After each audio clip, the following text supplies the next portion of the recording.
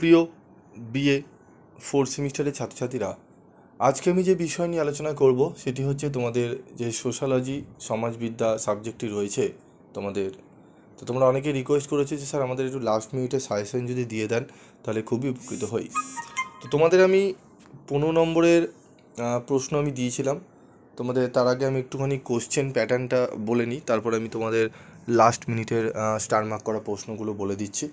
কোন কোন প্রশ্নগুলো করলে তুমি গুরুত্বপূর্ণ প্রশ্নগুলো করলে তোমরা কমন পাবে সেই প্রশ্নগুলোই আমি বলে দেবো। তো তোমাদের কোশ্চেন প্যাটার্ন আসবে হচ্ছে বিভাগ ক বা গ্রুপ এ থেকে তোমাদের 4টি 15 নম্বরের প্রশ্ন দেবে।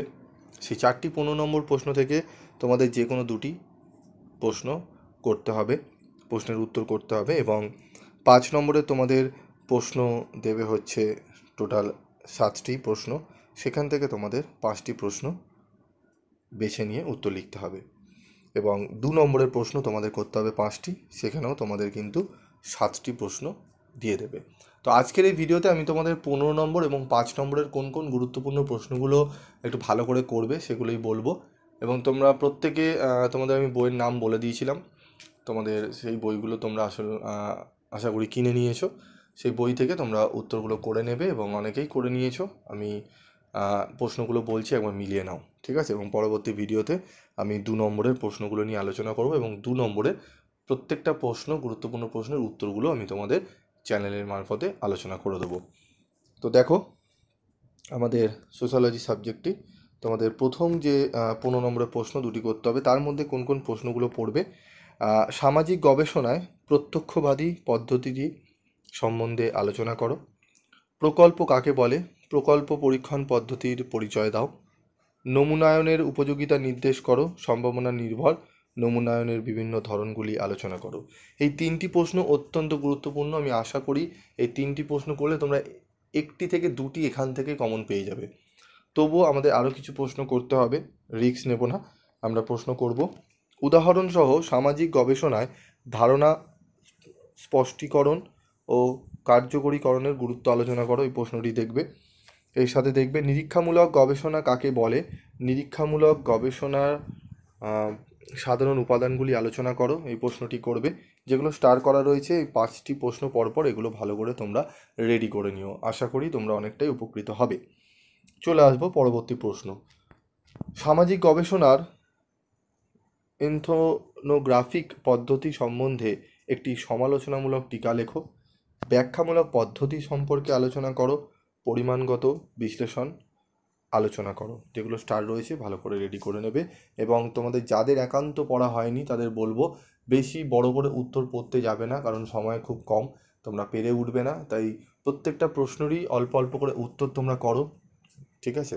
আগে রেডি করো, তারপর যখন মনে হবে না আমরা পারছি, তারপর তোমরা কিন্তু উত্তরগুলো একটু বড় করো, ঠিক আছে? কারণ প্রথম দিকে যদি বড় করে পড়তে চাও এত মনে রাখতে পারবে না, কারণ যাদের পড়া হয়নি, বিশেষ করে তাদের কথা বলছি।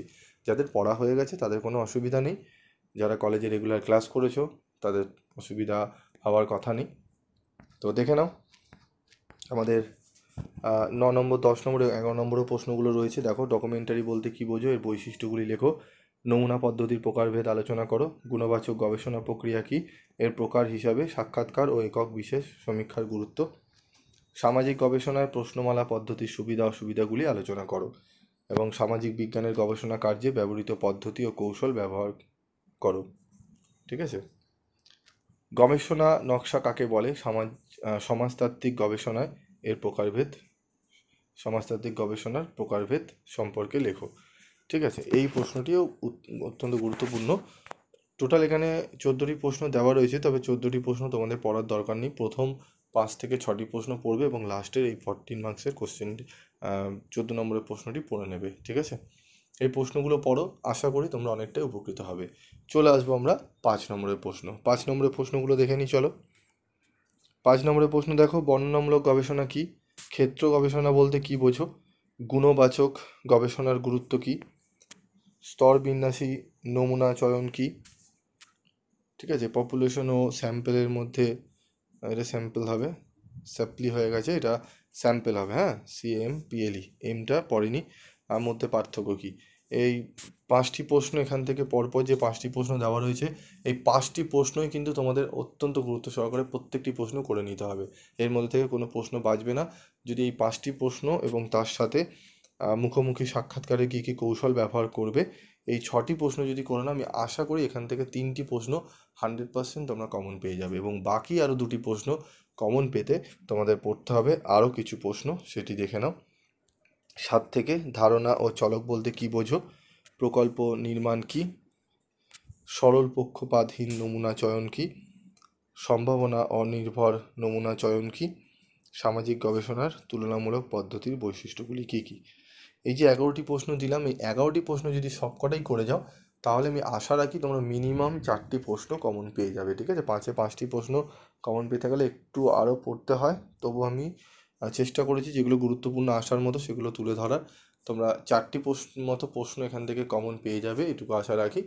আর 15 নম্বরে যে প্রশ্নগুলো বললাম, মিনিমাম 2টো তোমরা কমন পেয়ে যাবে। 2টোই লিখতে বলে, তাহলে ওখানে 30 এবং এখানে 20, 50 নম্বর কিন্তু তোমরা এই প্রশ্নগুলো ভালো করে করলে কমন পেয়ে যাবে।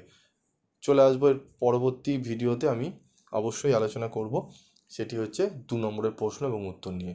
তো যারা 2 নম্বরের প্রশ্ন এবং উত্তর চাও, অবশ্যই কমেন্টস করে লিখবে যে 2 নম্বরের শুধু প্রশ্ন চাও নাকি উত্তর চাও। তো অবশ্যই তোমরা কমেন্ট বক্সে লিখে জানাবে, এবং আর কোন কোন সাবজেক্টে সাজেশান তোমাদের লাগবে সেগুলো লিখে জানাবে, আমি অবশ্যই তোমাদের সঙ্গে শেয়ার করব। আজকের মতো এটুকুই, দেখা হচ্ছে পরবর্তী ভিডিওতে।